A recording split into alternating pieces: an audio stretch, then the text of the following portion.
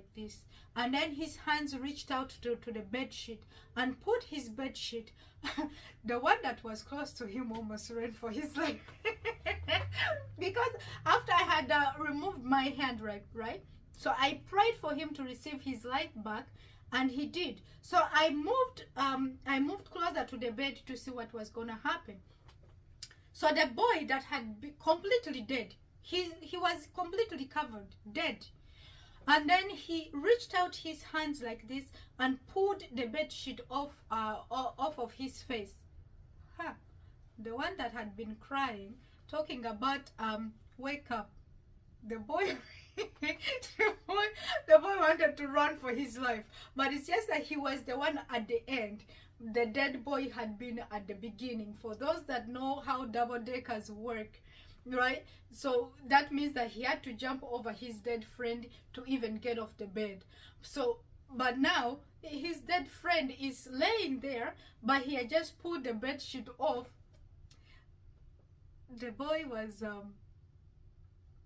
it was such a funny scene. And I wanted to laugh, but at the same time it was still serious matters. So it was funny. The boy had such terror to see that his dead little friend just removed the bed sheet from his head. And then the dead friend actually sat up. When he sat up, he saw me.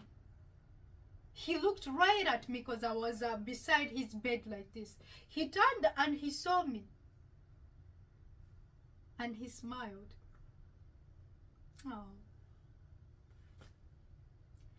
It's such a good feeling. Like, you cannot explain that feeling. Where you see someone that has died and come back to life. I have seen that. In other testimonies, I'll talk about it more. It's such a great feeling. So this boy, he did not, run away in terror because I was still floating. It's not like I was standing.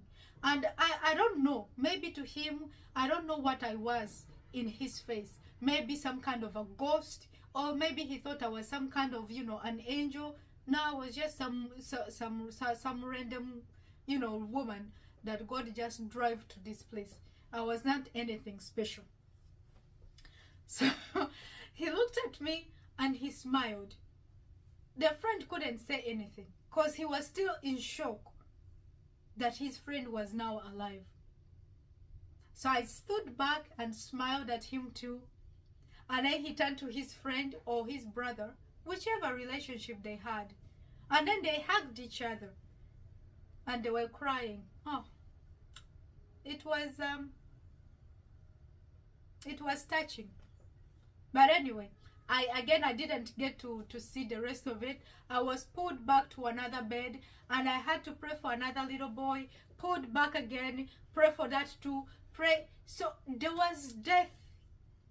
It turned out, because now I got to understand what went wrong.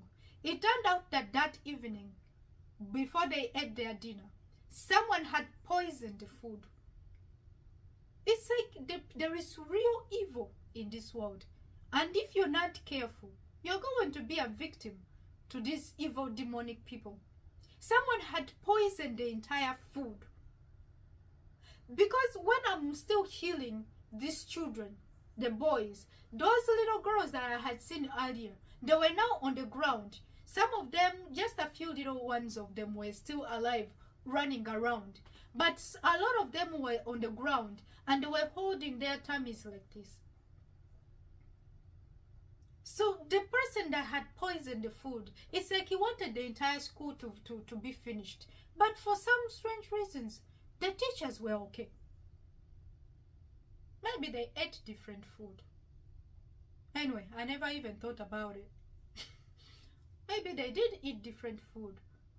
Because how come, especially the boys, it's like the entire dome of the boys were some of them were dead already, and the rest of them that I had to be praying for were on the verge of death.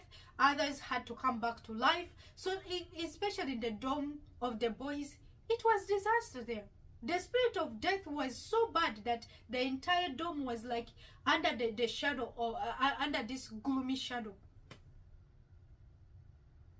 And then the little girls that I had seen at the beginning, when I was pretty much dumped into that place, they went from running around to now falling, and some of them is like, again, I cannot explain it, but it was horrible.